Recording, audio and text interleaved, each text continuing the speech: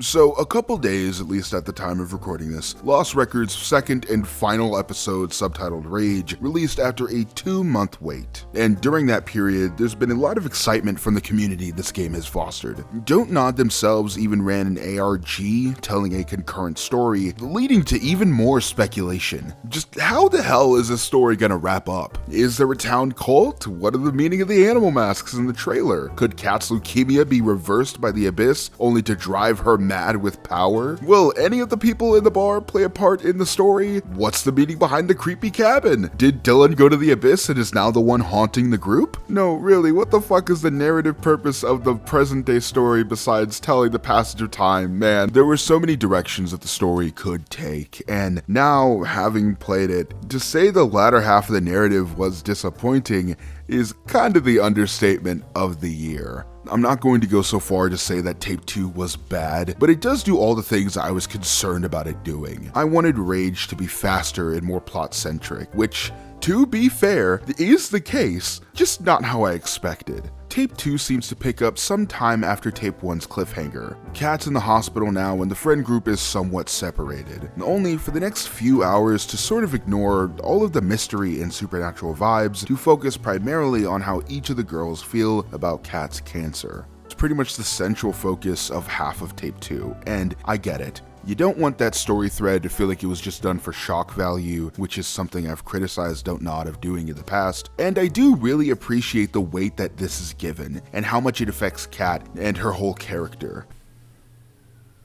Are we being dead ass right now? What the fuck? Almost all of these scenes are pretty slow and have a strong focus on building the relationships with each girl. Some of these are well written, like all of the solo scenes with Kat or hanging out with Nora in the garage. But then there's Autumn, who I really feel like got the blunt end of the stick in this episode, with a weird dialogue minigame that can completely derail your relationship and, by extension, this episode as a whole if you fail it. But I'm getting ahead of myself a bit. I say that only the solo scenes with Kat are done well, because I feel like they do that really good job of capturing that teenage energy of wanting to be cared about, but not wanting someone to dote on you like your parents would. It's that weird sort of balance that I think that those moments really capture well. But, oh lordy, any scenes with Corey and Dylan are just completely lacking this time around. Probably because most of the scenes with Corey, Kat's involved, and any scene with the two of them together is just Corey calling one of the girls a little bitch, only for Kat to respond with "fuck you" over and over and over. It felt repetitive. I feel like I made it clear that I'm not against a couple sailor words,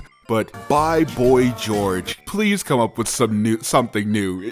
Get a new spiel. In Tape 2, it's revealed that Dylan is a victim of abuse, which sort of feels like it's a bit out of left field. I feel like it gets glossed over in this story. It's just brought up about halfway through and then nobody outwardly mentions it ever again, and it does feel a bit icky that she's in a toxic relationship and I, as the player, have to save and redeem her. Reminds me of another weird inclusion in a Don't Nod game. I was really frustrated with the fandom's infantilization and flanderization of both Corey and Dylan after watching the ending of Tape 1, where they both are concerned for Kat's well-being, which apparently to the fanbase automatically meant that they're sweet angels who only had love in their hearts. As if they didn't spend 7 hours calling all of our protagonists lesbian insults. I thought that that moment of humanity made them interesting and ultimately made me wonder if that internal struggle would come into play at all in Tape 2. Only to get here and Dylan is characterized as a full-on victim, actively aiding and embedding her boyfriend,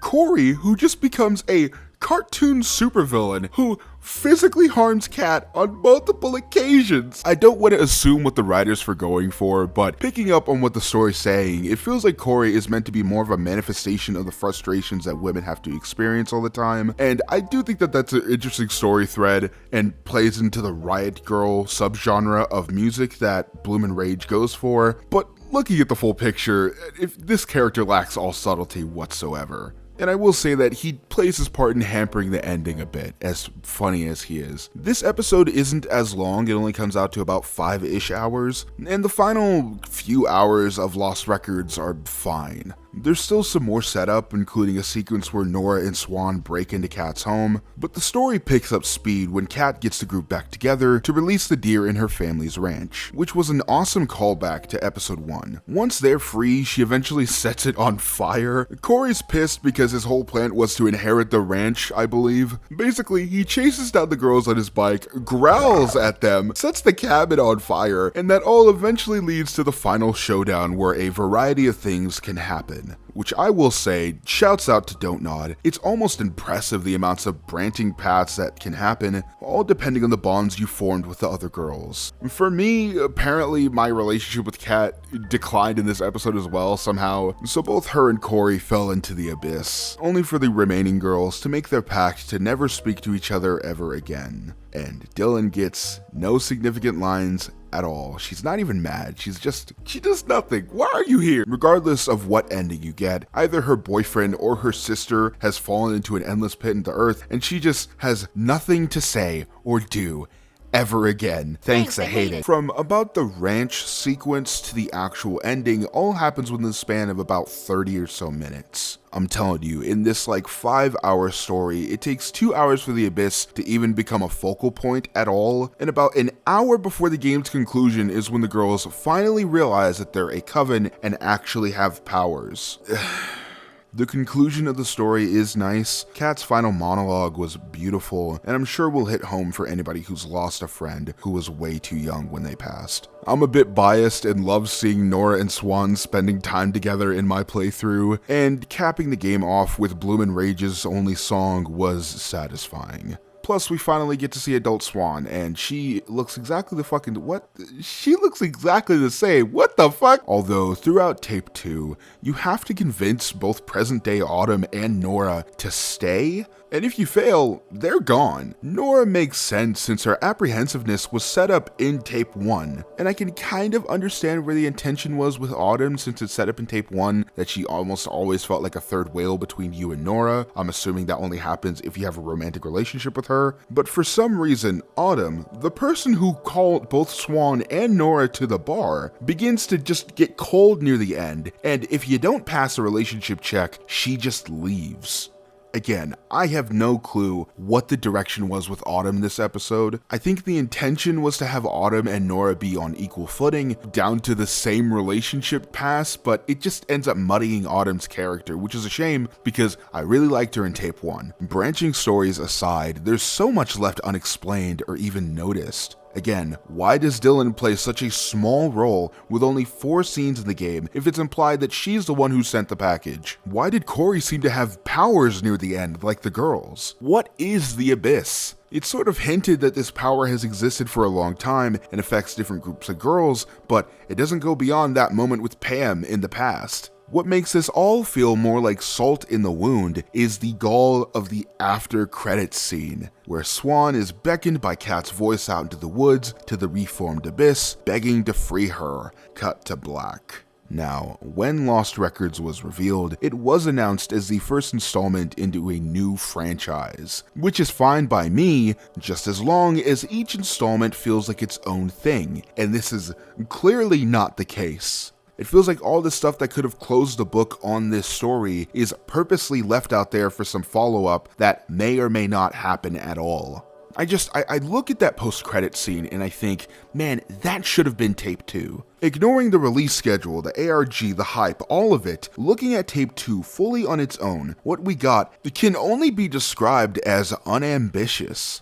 I get that a lot of people are probably going to counteract similar criticisms to mine with, it's a slice of life game, what did you expect? And I get it. I like slice of life. I love it, as a matter of fact. But you can't just set up these bigger plot elements and hint towards some grand story going places we might not expect, only for the second tape to be more of the same, and everyone called it like the day the first tape came out without the ARG at all. Especially when one of director Michel Coach's main arguments for a delayed release of episode 2 was so fans can theorize about what will happen next, only for this to be the conclusion. It's truly just disappointing.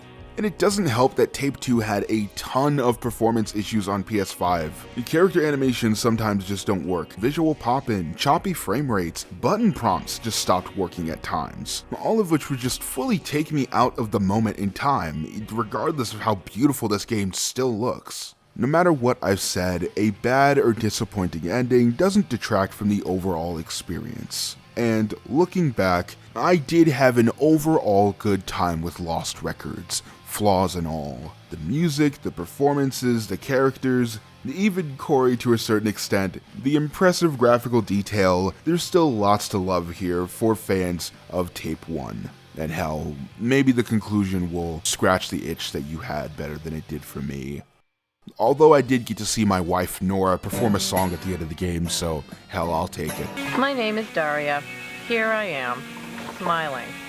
This is my family. At least that's their story. These creatures roam the halls of my school. And this is me with my best friend Jane, smiling. Daria, coming soon on MTV.